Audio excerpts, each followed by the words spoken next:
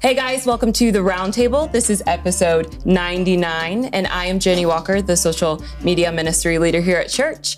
Life Church, a church, but Life Church. And this is our pastor, Mike Hill, and sitting in between us is Lance Clark. And we are super excited to have Lance because the last time you were on, I had strep throat, so I wasn't able to be here. She couldn't talk. Yes. You weren't even there. She couldn't talk. She didn't show up. She didn't show up. So that's why you I walk in, there's no Jenny. I know. I'm like, what happened? The You were star really of the sad. show, and there's no Jenny. He was sad about it. I was heartbroken. He was. Literally. So now we're doing it again. And because you just put out your film, something that you were talking about on it, I think that's super cool that we're able to do this today. Yeah. So before we get into it, though, so Nick, I forgot to ask you this. So when you're looking through the TV, can you see all the skin falling off my face? I see no skin. No. You did. You're a little rosy. I got cooked. You're a little rosy. While I was do in look North a little Carolina rosy. at Good TV. Good for TV color. Yeah. Good color there. good Unlike us, lily white until- red. Yeah. Well, I was a redhead. Back Hey, in the day. I got some color this week. Wow. Good job. Until all the Good skin job. starts falling off. And then you look like something from the zombie apocalypse. Right. Yeah, so I just didn't know if I was looking like the zombie I can't even tell you're apocalypse. scaly at all. Yeah, so Lance, that was off the subject. Well, again, I wanted to say we were in North Carolina. It was awesome. We got to do a wedding, but we got to see 3 people get baptized. Yeah, that's amazing. In the ocean. I about froze to death because the ocean looks refreshing. it's not and warm I always this time tell of year. people it's not refreshing. Like It's what do you freezing think it cold. was? What temperature?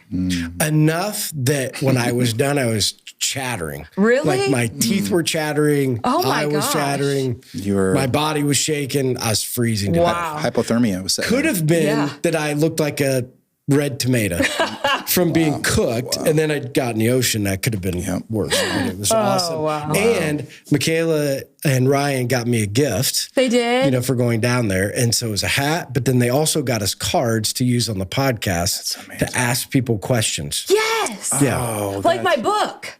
Yeah, it was the Where same are thing. they? Huh? Where are the cards? Yeah. At Way home. to go. Way to go. We can start off the podcast with each a card. No, I know. And Like it's your cool. It's the question. Christian version of it. I know what she's talking They're about. conversation starters. Yeah, Yes. conversation Yes. starters, but they're all Yeah. Christian instead That's of it great. being like They're safe. Yeah. They're on Amazon. I know what you're talking about. Yeah, but either way, she got us that. So we'll bring. Wow, that we was will bring thanks, that. Michaela. Yeah, it was awesome. That's really nice. So Lance, dreams come true. Good to be back. Yes. Good to be back. I'm trying to think. This is episode 99? 99. I almost made it to 100. That would have been awesome to be the 100th. I feel like we have a special something episode should for shoot that. off in the background on the 100. Get a little Yes. glitter gun or something to go Yeah, off. those are all in Jenny's mind. They just never come to fruition. I was on set of America's Got. Oh no, just wait till next week. Yeah. Okay. All right. I was on the set of America's Got Talent last Friday. What? Yeah, one of my former students he crews on it. I got to go right in there, right into the show, and stand right behind everything. You got to see Simon Cowell in person. He's No. 20 feet away, all that kind Oh of. He my didn't see me. I'm gosh. behind him, but Still. they do the cannon pops, Yes. And that's a big deal. Like that's a really for the production crew, that's a very It's big hard. deal. And I'm thinking you need some of that back here on the 100th episode. That would be cool. The cannon pops and Yes. glitter comes down. That would be so fun. So And it should be easy because for the wedding they had these little things and you could even whip them out and That's pop, true. and just Okay. have the glitter falls down. You got the lighting for it. So who Yeah. cleans I've that? digressed. Who cleans that up? They actually have a paid crew member To clean it up. who has a special glitter suction device that goes out and cleans it all up. Oh wow. Yeah, it's a That's amazing. full-time job for that So person. why did you go there? One of my former students he crews up on the show, does all the big shows. I was out last week, speaking of the movie, Wayfaring Stranger, Yes, so we're not getting too far off track here. I was out doing the final touches last week in LA at Kappa Studios. They're the studios that do The Chosen. They just did all the post on a lot of the bigger films that are coming out lately. My Only Son that just is circulating out there, they did the post on that. So they did the post. Gosh. So they did the final coloring and audio on Wayfaring Stranger, and I sat in 2 days of that last so it's week. gonna look And then so Friday good. I popped over and saw Chris on America's Friday, Got Talent. I was in LA. Yeah. It was literally popped over. literally, Got guys. It was Talent. no big deal. Yeah, I just walked in. I literally just walked past security guards Did you have like a name tag on or No, something? nobody stopped me. So anybody could do this? No, because not really. Because Chris was like, oh, he's with me. He was my get out of jail card. And I just went everywhere. It's quite the production. Really? It's bigger than you even think it is. Are there multiple sets on the area? That whole big waiting area is a massive set. And then, they've taken over an entire conference center. Oh, wow. With massive rooms. For everything. You can imagine it. Well, again. And it just made me realize, and here's Chris, who's a Christian in Hollywood. Yeah. And we took him out to lunch. He's like, Lance, he goes, I remember you telling me in college to be salt and light. And I have to remind myself that all the time, salt and light, salt and light. I'm like, be bright light, man. Right here on America's Got Talent. Yeah, so let's get, because I want to go back just a little bit, right? So if you go back to the days when you and I would meet years and years and years ago, and we used to sit down and we used to talk all the time about, like, what's it like to be in a Christian university that's teaching film, but most film is not Christian, right? How do you get into that industry and then come out of it making a difference? Because usually if you're going to go out and make a difference, it's not going to be. It's not working on the next God's Not Dead movie. Yeah. Right. Necessarily, although you're making a difference with audience members. But Chris is able to be a salt and light to these very secular crew members. And I said, how many other believers are on set? And he goes, not very many. And there's probably 300 crew. Wow. But they all respect Chris. Right. Because he is loving to them. He is not judgmental. He loves on them. He ministers to them. And one of the crew guys whose fingernails were painted rainbow colors and all kinds of stuff, he's like, Chris has been such a good friend to me. I've had some really tough times, and he's pulled me aside, and we've had some great talks. Yeah. Wow. That's what Chris is doing, salt and light. Right. We do talk about ethics in the classroom, and there are projects you would want to work on. There's probably some projects it's okay to walk away from. Right. You got to figure it out. Back then, at least then it was like, hey, we need to teach these guys how to do things, and then they can go out and be salt and light into a secular world. Now you fast forward, and again, you're somewhat of a superstar now. No. Wait a second. Stop it. Now wait. There's no cape. Now listen to me. So when I say, you know what I am? I don't quit. I don't quit. No, listen. I'm tenacious. Listen, so when I want to define superstar, I'm not defining superstar as somebody that's well known. Right. But somebody who had a dream and made it come true. I have had a dream. Yeah, there's no doubt about that. So when I say it, I'm not saying it as you got this elevated status above everybody else. Thank you. But it is true that you are a person that has fought a fight, right? To be able to take something that was in a dream stage and move it into a stage of reality of where you are today. And again, first, talk a little bit. So we're going to get into Wayfaring Stranger now, Porter, but talk about that journey just a little bit yourself, because we want everybody to be dreamers, right? Because the kingdom of God moves because people dream. The kingdom of God changes because people dream. Because dreamers who fight believe in something more than their dream, right? Like they believe in their dream, but there's something else that goes with it. So can you talk a little bit about, because it hasn't always been roses, right? Like dreams coming true has not been roses. Can you give a little? And I think everybody that has a dream, I came to Huntington 30 years ago, actually. Wow.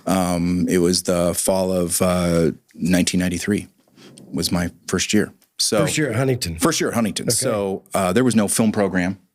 Oh, wow. There was no film program? Not in 1993. Oh, I mean, there were few film programs in Christian colleges, period, in 1993. I mean, it was all still film. Wow. So you made it. So I had the vision for that. I had a master's degree in cinematography, but then I just had this dream of like, wouldn't it be cool to get into film somehow, and slowly navigated that out. And then 2005, we were able to launch our digital media arts program. Wow. And it had a film component because everything gone digital at that point. You didn't have to develop film and cameras and everything. And that's when I really started to think, wow, okay, we're doing these short films.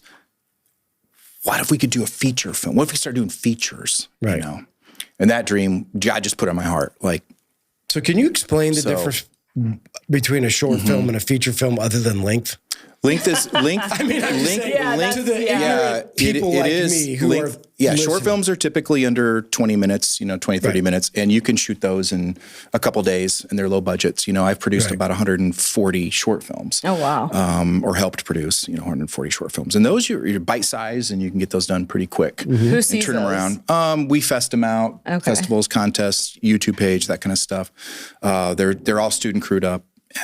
Matt, who's my co-professor at Huntington, we executive produce and get those ready, get those out there. But the feature, those don't have legs. I mean, those don't have distribution. Those don't have anything like that. You don't. It's not like short films on YouTube, right? Or I'm sorry, short films on Netflix or anything like that.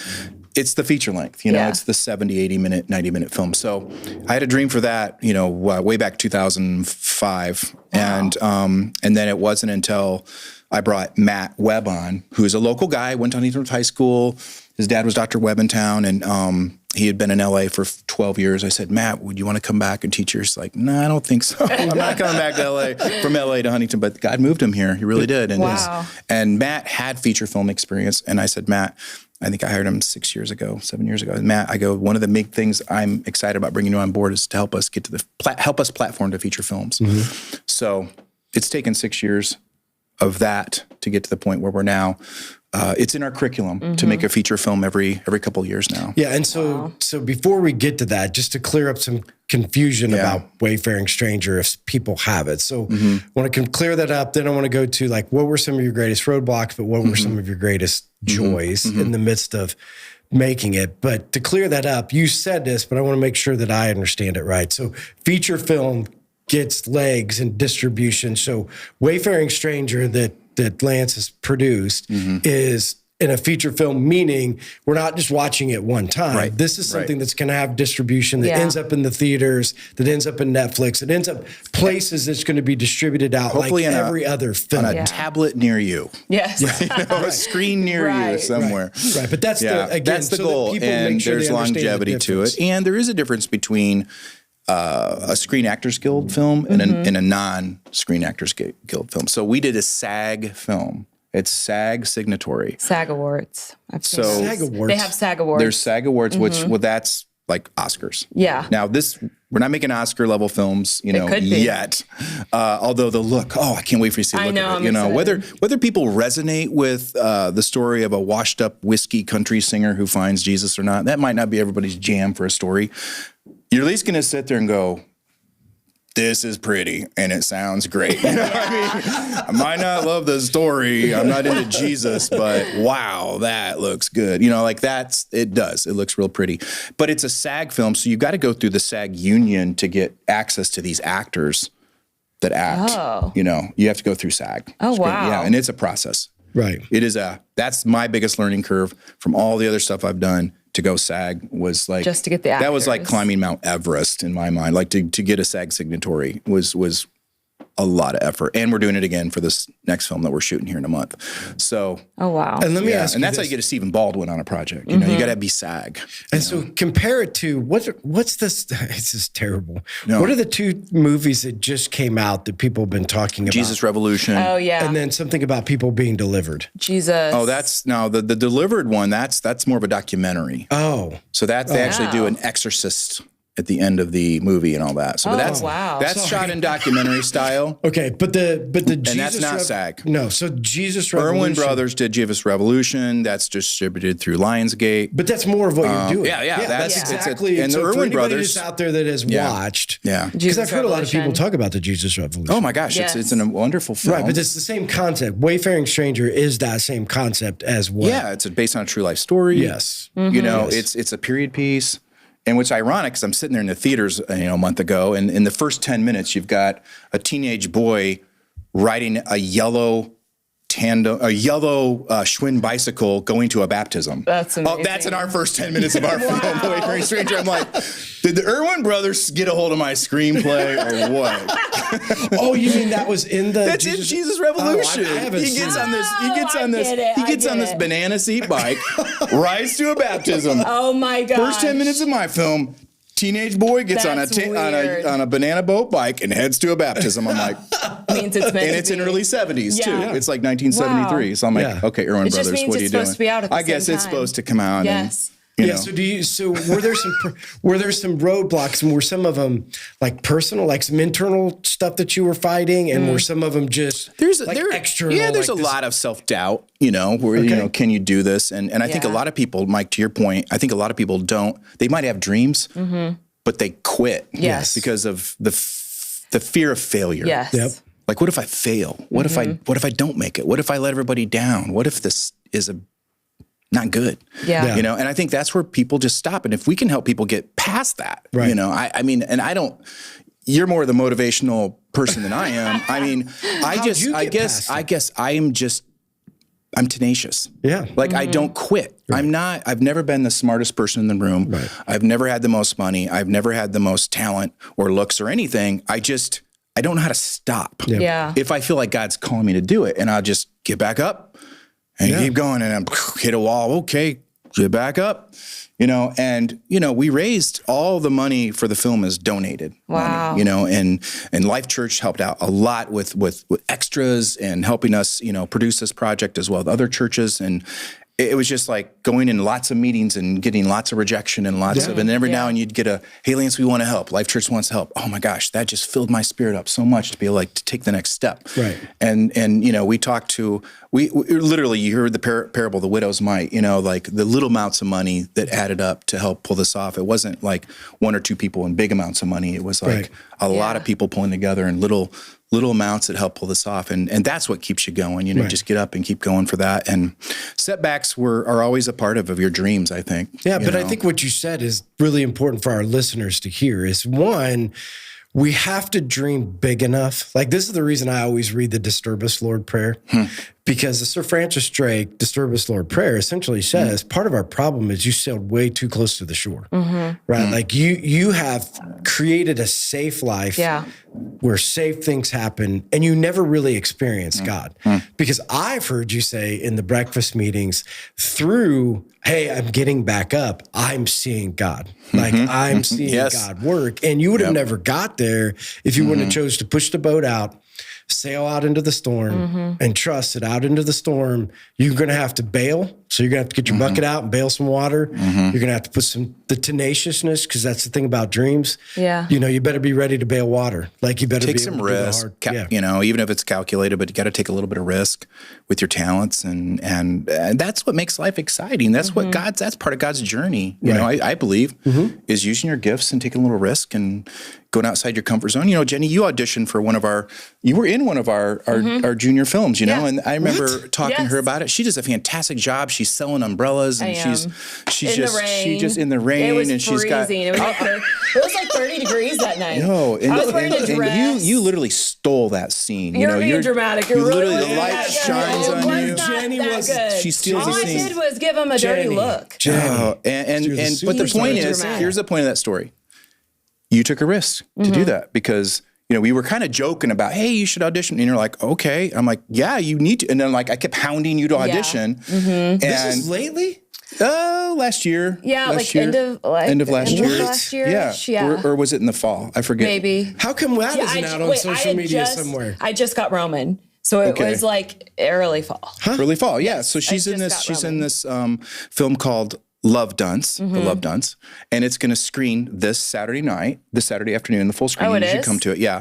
And to see Jenny just turn and hand that umbrella. I mean, there's a moment, I almost cried. What? I almost cried. I'm like, the power of handing that umbrella off, really I would love to see So Jenny I'll make sure you get a copy of Love Dunce. Yes. Oh my gosh. But the point is, she could have chosen not to audition, not to take a risk into doing that, because you have some acting abilities and you want to maybe do more of that. So do you think that most people don't because they're risk adverse? I do. Yes. Meaning that the idea of taking the risk, they don't want you think that biggest reason is because they don't want to I think fail. so, and I think it probably hasn't been modeled well for them in the home. Or I think parents, you know, have just told them, you know, hey, play it safe. You know, really? Yeah, I think a lot of parents don't encourage. So you don't think that the parents encourage this idea that the greatest failure you ever have in life is not trying?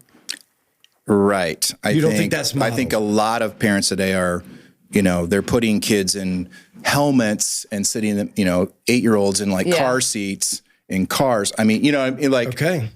Yeah. We're bubble wrapping our kids. You know, there is no risk in a lot of parenting. I'm really proud of my daughter and son-in-law who are allowing my 2.5-year-old to take some risk and just play outside and play by the river and explore and touch dirt and you know, like right. Well, come on, that seems so common sense. Like Right. you had asked me to do it for this movie right now, remember? And you had the part for me. I wasn't going to bring that right, up. but I am because it's exactly what it is. I did ask her to audition for and he was like it was just like it for had one to of the do with lead parts. addiction and Yeah. But I was like, again, to what you were saying, how people are afraid to do it. I was afraid and of failing, of putting myself out there and being rejected, or just all those things. But growing up, my parents, every time I would go audition for something or try out for something, if I would get too nervous, which usually was the case, they would let me drop out of it and not do it. They didn't let you take the and you learn from failure. Yeah. And I realized too, because I'd probably pushed you too hard to audition for one of the leading roles. No, they were really mad about it. My parents were. But how do we not hear about this? Was this secret? I told you about it. Was this secret? I actually encouraged her because she reached out to a bunch of people. We had our casting director contacted you and everything. And so, because she had to look for a certain role that we thought could work. And so when you watch this, I'm excited this to week, see. You'll see the part you should have taken. I know. No, it wasn't meant to be. It wasn't, honestly, it was not meant to be. Yeah. It was not meant to be. Because wasn't there a really cool story with that girl? There was a good story with the person that got it. Like, didn't she find Jesus or something? Wasn't it that? I don't think that happened. Okay. But something cool happened. It did reawaken her spiritual walk and everything. So, and that was Bethany Lynn from the Ozarks. She's been on the Ozarks and everything. Is the Ozarks a TV show? It's a TV show that I'm not encouraging it, by the way. Yeah. Yeah, we have to say that. Nor Yellowstone. We have to say that now. I don't know what that is. We don't have to say nothing. I'm kidding. Nor Yellowstone. Being dramatic. Yeah, or Yellowstone. I'm a Christian. Yes. Get it started. Get it started. Jenny, I want to know, is that a big fear of yours? Yes. Being rejected? In a sense, yes. Really? Yeah, I play it safe. And it's not just her. I mean, a lot of I know. especially acting is so vulnerable. You say no all the time for acting. Like, you have to get used to that. Yeah, so I don't pick people all the time. We don't cast people. Yeah, you just cast certain people. But and I wasn't upset at all. I just figured I threw you too much into the deep end. And that's why I said, let's start doing smaller films first and see about working up to the features. But honestly, that's just a part of my personality. I'm a coach. You are. So when I was You're a better coach than me. I'm like, throw them in the deep end. When I was 10 or 12 years old, I auditioned for this modeling agency, okay? And it was in Indianapolis. And they gave me, I had a teleprompter and I was reading something. It was like modeling, acting type thing. And they hired me. But when I got there and I was talking to the guy, he was like, he told me, he was very mean or not mean, but stern. I'm very sensitive. He was like, just know that you're not going to be the prettiest always. You're not going to be the best. You're not going to be the skinniest. You're not going to be blah, blah, blah. And I was like, oh my gosh. So I did. I quit. Yeah. Yeah. And I could have had something really good. And there are, that's a whole. But that's life. That's a side of performance, though. That's not cool, Yeah. So let's go. Yeah. So what about some God moments that happened through that time of production? Yeah. Or even just now, God's showing up. You guys, God's showing up so much. In this because film. the thing that I think is always important, and you're going to show this on Wayfaring Stranger, is that God's still alive. Doing great things, changing the lives of people. I mean, those are the stories I want to see. I want to see real life stories. This is a real life story of a washed up, whiskey soaked country singer, who knows how to do construction. Right. And this little church is trying to combine 3 churches into one. It's my dad, my mom. This is my story as a kid. Right. And do we hire this drunken bum to come on and help build our church because we need him or not? And there's church members going, no, he's a drunk. He doesn't belong in the church. Right. And Glenn didn't feel like he was good enough to go to church. Right. But my mom and dad saw potential in him and loved on him, and he found a way. Right. He found his way. And I was there when Glenn got saved. It was a drunken conversion. He was drunk when he walked in, and my dad laid hands on him and prayed over him, and he accepted Christ in his life, and he instantly got sober. Wow. And that's what and that's a God moment. And we tried to capture that scene in the film. It's inspired by a true story. Okay, so the movie is inspired by a true story. That's always true story movies, though, right? You can't do it exactly. There's nothing more boring than 2 people on screen agreeing with each other. Right. So you gotta have conflict in every scene, and that's the way it is. So, but I would say it's it's in the lane. Like this story is in the lane. We didn't have to do much with it. And I've got Glenn's guitar. Glenn inspired me to get into music and in the arts. Oh, wow. You play guitar? Yeah. Yeah, don't tell Corinne that. Yeah, I know. I did have no idea. Or Eric. That you play or guitar. Troy. Yeah. But I love to pick and grin, and I've got Glenn's guitar, and and I grew up in a church where you didn't go to movies, didn't play with cards, Didn't dance. What's that? I didn't know what that was, and you didn't have rock and roll, rock and roll, no guitars in the church. It was like piano is it. Ugh. And here comes Glenn into my life, and he's playing guitar. He's playing Hank Williams and all kinds of fun stuff over at the house. And I'm Hank Williams? I'm like, what? Who is this guy? I just worshipped the concept of this guy, and he was fun. Yeah. And then, and that's where, and I always thought this would be a great story, to tell Glenn's life. And he found it. He found love in that community. So give us during one or production, two God moments that throughout this time that you've been like, wow, that. One of the I knew we were supposed to do this film during production, and if I'm already repeating a story, I'm sorry, but I don't believe we had done the podcast. We didn't before filming, right? No. So during filming, it was pretty evident that the enemy really wanted to attack this project. Right. It was like he wanted this thing shut down. So, and by that I mean Satan. Okay. Yeah. And because the message is pretty clear, it's not over the top. I didn't want to make a cheesy Christian film. Yeah. For sure. I wanted to make a film that's genuine and real. And we do have a salvation scene. I think it's one of the most beautiful salvation scenes I've ever seen in a film. And it's genuine, it's real. But the week that Stephen Baldwin was on set was like all kinds of attack happening that really week. And really he was trying to take Baldwin out of the project. And he tested positive for COVID. Oh, wow. Which he didn't have it, and we were gonna have to shut down production. And I literally just got on my knees and prayed to God, Lord, please, what do I do? And I just felt the need to call the president of Parkview Hospitals and get a rapid PCR test. And that might not mean much. We're kind of out of the COVID world right now. Right. Like who thinks about that? But that was a big deal a year ago. And to get a rapid PCR, they don't even do rapid PCRs anywhere. But we got our president of Huntington, Sherilyn, called Mike Packnett, and within 45 minutes, I was driving Stephen up to get a rapid PCR test, and it was negative. Of course, we got him back on set. And then 2 days later, his mom died. And I'm like, Stephen, go home. Just go home. I guess the film's over at this point. He goes, no, Lance. He goes, God called me to do this movie. Wow. I'm committed to this film, and I'm not. And I know where my mom's at. She's in heaven. This film's going to lead people to heaven. Yeah. I'm committed to finishing out the week. Wow. He saved the project because if he would have left, I don't know. Yeah. And we had to go every day. So there was those kinds of really significant moments of God showing me, I'm here, trust me, go forward with it.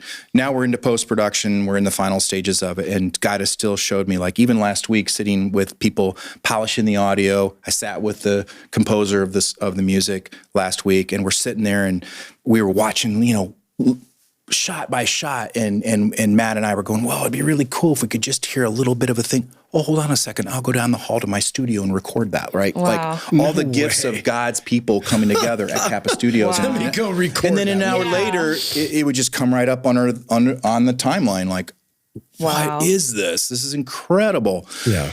And it is, his hand is in it. Now we just need to get it to the marketplace. Yeah, so let's talk about, for all of our viewers, so the people that are watching and listening, and so for the people that when Jenny puts it out, the reason you should share, what should we be praying for and about? Thank you. For your next step. Yeah, pray that we can get a good distribution deal. Yeah. Okay. And by a deal, it just means that a company will, and we've got 3 companies talking to us right now, but a company will take it and help us get it out there to a wide audience as possible. Okay, so praying specifically for distribution. For distribution. How do you get it out there? For Netflix. By the way, Netflix or Amazon or limited release theaters, there's ways to do that. So, or national distribution. I mean, I'm opposed to it. Right. I just don't have any money. To get it. And that's why you need a distributor to get in there and fund that aspect of it. Oh, God. Because it's about $2,500 to get a movie into a theater per theater.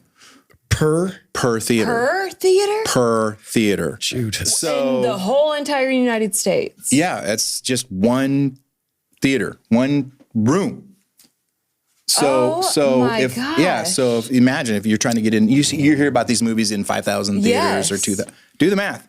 Like it's millions of dollars. Oh my goodness. To get a movie in the theater, and then you got to sell tickets, and you got to get people to shell out, $5 to $12, and then that I don't want to get in the weeds on the money, but I want people to see it. I want people to experience it, and then there's the waterfall of after theatrical. It goes to your Netflix and Amazons and all that. After that, then it gets to the bottom of the waterfall of distribution is like Tubi.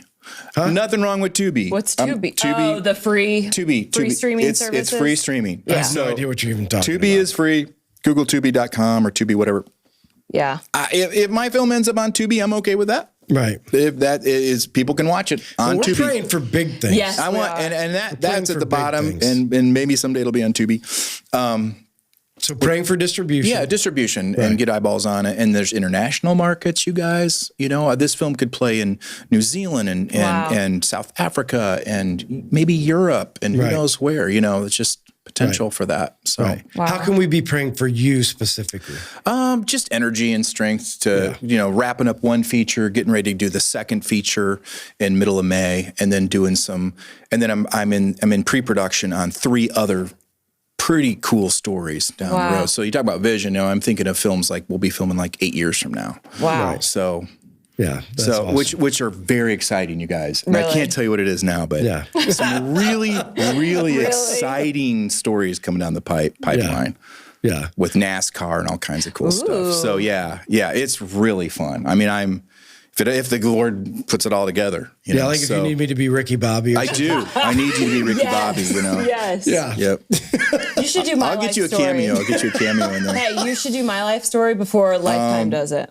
Before who? I need Lifetime. Who's Lifetime? Lifetime movies? They're like Hallmark films. It's like there's Lifetime. Dramatic ones. Yeah. No, you do it. You have a good redemptive story. It's a story, and people love those stories. Because they're real. Mm-hmm. It's like genuine. It's not like unicorns and pixie dust and everything. Like the world's perfect. Right. And, So we're gonna get into questions, but before we get there, and I'm honestly don't even know if we're allowed to say this, but I mean, from Life Church's perspective, I mean, speaking on behalf of Nick, like all the times that you've helped us through getting to where we are today, because people forget this about Life Church. Like if you come right now, you forget this, but there were like the studios here, lots of years. Like Nick's directing from a really cool, awesome. There used to be lots of Star years Trek that were screens. Like, hey Lance, can we borrow? Hey Lance, can we borrow? Hey Lance, can we? And again, you did. I mean, I don't know if we're allowed to say that, but sure. I mean, you were a part of. Nick still has a few of my tripods floating around here somewhere. I got to get a hold of. And you donated them, didn't you? Okay. Well, and it's not only that. Like he's helped us with like HU's come over and done some films. We've had some. It's a great partnership. It's been a lot of fun, I mean, and we're thankful that through the times, because back to what does it take to get a dream to come true? People who will partner with you that can see the vision, but can come along and do their part. Right. And so what you've done and what, and helped us get to, because today it looks like, oh, wow, look what they do. But it's back in the lean years, very lean years. The 7 years when there was next to nothing. Yeah. People were willing to step in and do, and you were one of those people that got us to where you're kind. I feel like I haven't done a whole lot, but encourage your great, talented crew like Nick and others. So, and it's fun. We just want to say thank you. Well, hey, I guess, for receive. I mean, it's been a great, I love the partnership. We love Life Church. Yeah, because we believe in the same thing. We want to continue to figure out how to tell stories, right? And we want to continue to tell them in our version of like, God's still alive. He's changing people's lives, and we want to do whatever we can to help. So that's awesome, man. Thank you. All right. Appreciate that. All right. We have a first-time person that is sending a question right now. Really? Tabby Hall. Woo, Tabby. So some of the questions we have already answered. Okay. But one of the ones that I don't think we have are, what are your hopes for the people seeing this movie? That's a good question. I really want audience members to be touched by the story. I want them to feel something when they watch it, and really be able to identify with some of the characters in it. I think that's what every movie I think you want that. Wants, whether we get there or not, I don't know. This has only had limited, like what you're going to see Thursday night I'll be seeing it for the first time with you guys Thursday night because it's being totally polished today and tomorrow. So that's exciting. We'll all be experiencing it together. I mean, I've got it. I think I've got it dialed in. But I want people to sit there and really feel God through it. You know, if that's possible. I think it is. I think stories move hearts. Yes. I think Can I tell you what I hope they see? Yeah. I hope all of the judgmental church people in the world that can't see through people's past and problems will wake up and say, this is how people find Jesus. Get over yourself.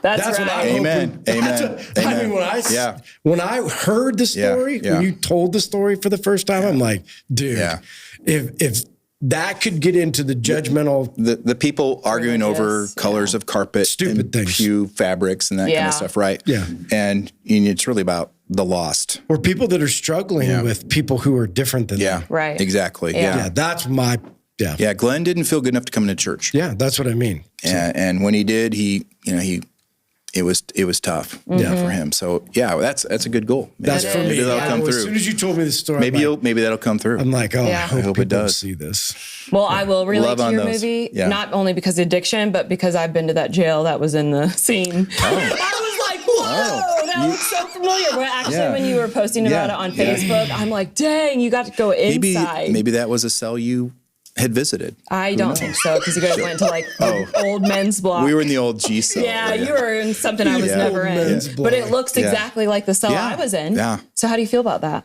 Did you like that cell? No. That's not a place you want to stay 3 long. months in there. That's not where you want to be. Yeah. And 3 months? Wow. 3 months. You grew tremendously, I'm sure, through that experience. That wasn't the longest. Yeah. But yes. Oh, wow. I've been there multiple times. Yeah. Anyways.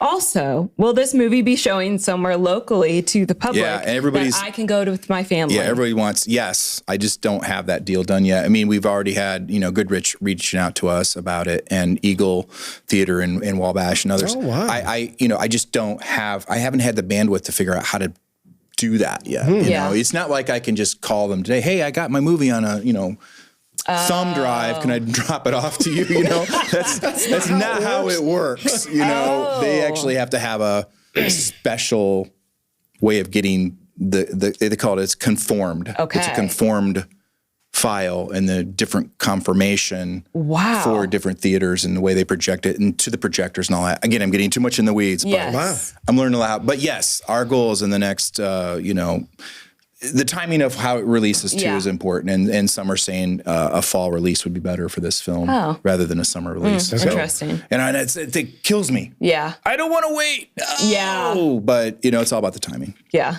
So. All right. So Emily Krieger, she wants to know if we can have an exclusive showing for Life Church since Thursday is already booked. It is booked up. I'm so sorry. All booked out. I have 700 tickets gone. That's amazing. Which is a great praise. Which is a great praise. And yes, I want to talk to Life Church and see if they'd be interested in doing something. And we're looking for sponsorships now to help raise funding for distribution. So they call it P&A, print and advertising. Okay. So remember how I said that it costs $2,500 to get a film into a theater? Yeah. So if we could raise maybe we raise $25,000 that way, that gets into 10 theaters, and for a weekend. So we're kind of looking at a plan for that. So that's cool. But so people who want to be a part of that, just talk to you. Yeah. Just talk to me, and we're trying to. It's called four-walling. Okay. It's a little industry term for you're four-walling it. You're renting the four walls of a theater. Oh, so you're four-walling. Wow. And so a church market's not a bad market to talk to, and maybe just take some free will offerings and stuff at churches. But I would love to have it here at Life Church. Life Church played such a big role.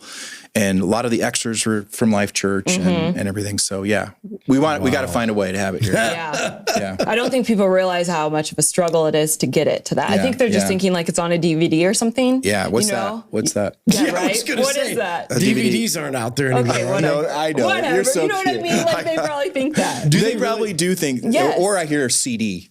A CD? Is it on a CD? Are there really DVDs? Can you still buy Yes, DVD? you can. Yes, you can. Absolutely. Yeah. Can you really? There are millions of people, Mike, that live in non-high-speed communities where you can't download and watch stuff. So you literally have to use physical media. Wow. It's crazy, isn't it? It's actually, We're spoiled, but there are millions of Americans that don't have access to high-speed internet. Yeah. And I want them to buy a DVD of Wayfaring Stranger. Yeah. There you go. That'd be cool. Yeah. All right, Karen Bennett, she wants to know if you are entering it into any competitions anywhere. We're not going to enter it into competitions. I think what Karen meant to say was film festivals. Yeah.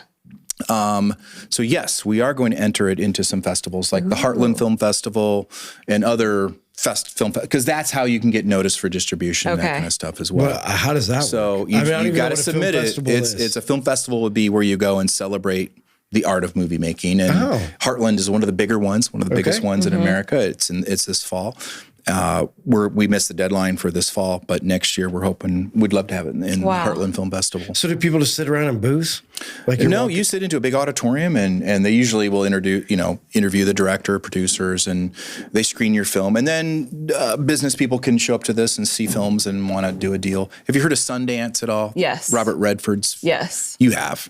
Sundance Film Festival. Okay. Yeah. It's a big one out in they have Colorado. A lot of movies on so Netflix. that's the one. Yeah, Sundance became a huge deal, and now that's if you want to get into Sundance. I don't know if we'll even try to get into Sundance or not. Really? That's a big one? It's one of the larger ones. Like indie films? Isn't that a lot of indie films? Yeah. So indie, like independent. I-N-D-I-E. So in other words, and we're an independent film. We didn't go through any of the big five. We didn't go through Disney or Warner or Paramount. We're just. It's Forrester Film, Lance and Matt. That's we're amazing. making a move. We're making movies through our program. That's independent filmmaking. Going SAG-AFTRA so that we can have access to some of the best actors that are out there. But non-union, everything else is non-union. We didn't do union anything else. Crew is non-union. Wow. So that's cool. All right. She also wants to know, and I think you might have answered this, but not very clearly. Are you planning your next student-created film feature? Like you just that's a great question. I've hinted at that. Okay. So, and I just want to be clear, these are professional films that our students intern on and serve in some pretty neat capacities. And as I'm aware of it, we're the only college in Indiana doing this. Oh, wow. And maybe in the Midwest. Oh, wow. Maybe in America. Wow. Honestly, I don't know of any other school that it's in the curriculum to produce feature films on a regular basis at the undergraduate level that our film students can have access to the set and be a part of it and mentor. So we hire professionals to mentor. And our next film is to kick off in this May. Okay. It's a film called Patterns. It's a story about a family dealing with dementia. And it's a modern day story. So we don't have 3,000 props from 1973 that have to look authentic, or 12 prop cars and all that kind of stuff, or whatever, 150 extras. It's 6 actors in a house, in a kitchen, and it's real simple, but a powerful story about dementia. People are dealing with that with their parents that are getting dementia. How do you handle that? And it's a parable film. It's a parable film. That's cool. And again, just to clarify, because I wanted to make sure because when you're doing the film, it's professionals doing the film that students get an intern. Yes, they're getting mentored by those, and then they're getting hired after they graduate. Right, that's what I mean. What a cool opportunity. Mia Splendore, Homestead grad, came to Huntington. She got hired by our director of photography, J.J. Bukowski, from last year's film Wayfaring Stranger, and she moved out to Arizona. Now she's working with him. And I could go story after story of like the network that's there. Right.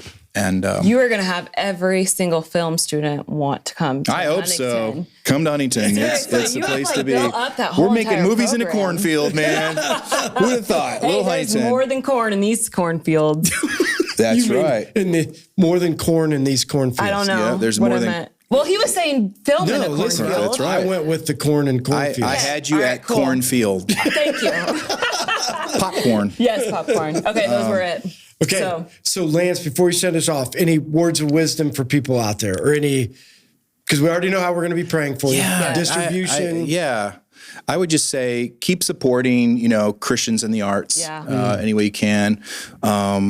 And have realistic expectations, especially when you see Wayfaring Stranger and other lower end Christian films. I mean, I'm not Tom Cruise out there making my $200 million film here. It's about the story, not about the action.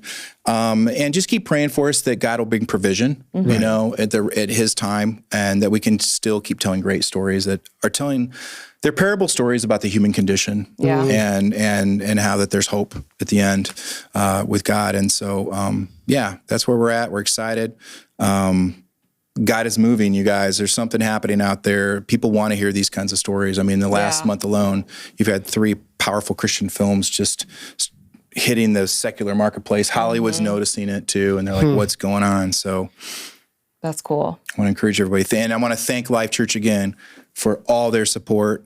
I'm a part of this community. I felt nothing but support from our community, and it means a lot. So when Jenny puts this out, right, and so somebody wants to be a part of what you're doing, and I would say at this point, other than prayer, it's financial. Definitely, that helps. Is that fair? Yes. Yeah. Right. So we'd be praying, but also there is a level of, to move this forward, there's a level of financial support. And that it's goes all with it. it's all tax deductible. You know, we fall underneath the 501c3. But if somebody wants to do that, so once this is shared and it's out there and people who are listening or people that are watching, so other than walking up to you saying, "Hey, Lance, how do I give you money?" Like, oh yeah, that happens all the time. So nice. But again, because I want people to believe in this, because I don't think that people see this as that it's not the $100,000. Right. It can be the $100. It's the $100 goes a long way. That feeds a crew member for 2 days. You know, like little stuff. Like honestly, it's amazing. Obviously, you can go to huntington.edu and there's tabs to donate. You know, and you can pull down a tab and you can find. Oh, you can find like how to donate to you. Yeah, to Huntington University, and you just put film in the. You know, so how if do you want to donate to Huntington University, you just put film? Yep, it goes right to our film account. Okay. Yeah. And I could give Nick a QR code. It can drive, if you want to put it up on the podcast, it'll go directly to it. I just think that, again, so that people don't forget, small dollars still matter. It means the world. You know? I mean, seriously. And I've got the very first $100 check that was written out 2 years ago for this project, because this project's taken 4 years to pull off. And it was a sweet little lady who was up in Michigan, who came down for a conference at the college, and she sat in on I was just doing a talk about it, and she goes, "Oh, I knew your dad. I knew that whole story." Oh, and wow. 2 weeks later, I got a check in the mail from her, and I know she didn't have an extra $100 sitting around, and I photocopied that, and it's pegged to my wall. That's with amazing. Like, this was the first $100. And she was she remembers that story. Like, she was there. Yeah, she was there. She was part of that experience. Wow. And you know, she probably doesn't even have a ticket to the movie this Thursday. Wow. You know, my first person. Yeah, exactly. I tell this story all the time. So way back when, not way back when, not long ago, but like I've never, since the day that we've opened up Life Church, I've never seen who gives, I have no idea who gives money at Life Church. But we were in a meeting and we were talking about like, hey, this is where we're at, which we didn't have much. And at the time we had college kids coming, you know, a decent amount of college kids coming. But the point was, somebody brought up, well, here's a blessing. So a college kid set up automatic reoccurring. That's incredible. Gifts. Donation. And the reoccurring donation was like $5 or $6. And I say, the reason we are where we're at today is because of people like that that just choose to give out of what they don't have and believe in faith that there's something bigger. And so that $5 in the grand scheme of things, people don't think it means something, but it does. Yeah, it's you know what that is, because I've been pressured. I felt the temptation to make a business model out of this, you know, and go down the business side of it, you know, and have a business plan and return on investment and all this kind of stuff. And when we were out at Kappa Studios last week, and they were one of the groups that would like to distribute the film. Oh, wow. They're awesome. And we were sitting around having dinner, and we came up with the term, instead of return on investment, what if it's ROS, return on souls? Yeah, for sure. That's your payback. Right. That's what I mean. That's what we're doing. Yeah. It's return on souls. Right. ROS, not ROI. And that's the point that's what I was trying to get at. That's why a person who has no money will give $5 because it's not return on investment. It's return on souls. It's the opportunity to say, no matter what, the widow's mite can make a kingdom difference. Sure does. And so in this, that's what we're trying to say. For you, people who are out there that are being like, wow, it's a film. Only big people invest into films and only big money. And, you know, he's going to scoff at me if I bring him $50. And I want people to know you don't know Lance's heart. If that's what you're thinking, I would suggest whatever you have, be a part of it. Do it for that reason, because there will be a return on souls. People gave, even getting tickets, they were free to this Thursday night. And there was a place if you want to donate money to the theater department, I guess, I mean, ordering tickets, and like we raised like $1,000 through just people giving $5 and $10. Yeah. They didn't have to. So for the people who actually went on there and tried to figure it out, unlike there was an option to like figure out how to go on. You could donate, and we didn't ask for that. I never asked for that. I've never done that. And people like, I want to give, and what a blessing, right? Yeah. And so I was able to take that money and use it to help, build out the event. We could rent a little a nicer projector now and a nicer screen and all that. So it's just a blessing. Yeah. Awesome. Okay. Thank you again. All right. Yes. So Lance, again, thank you for everything that you've done. Jenny, give us the number as we're going out. Yeah. So the questions that I just asked were from our texting group that I send out each week, and I let you know who's going to be on the podcast. So we want you, if you're not on it already, to text podcast to 408-83. That is my phone number again. Why do I always do this? 260-408-8383. I was just, I did it right. Dang it. Number. Now I'm getting confused on my number in the texting podcast. Yeah, so text the podcast. We want you to be on it. Yeah. So again, everybody that's listening and or watching, don't forget, we need you to share.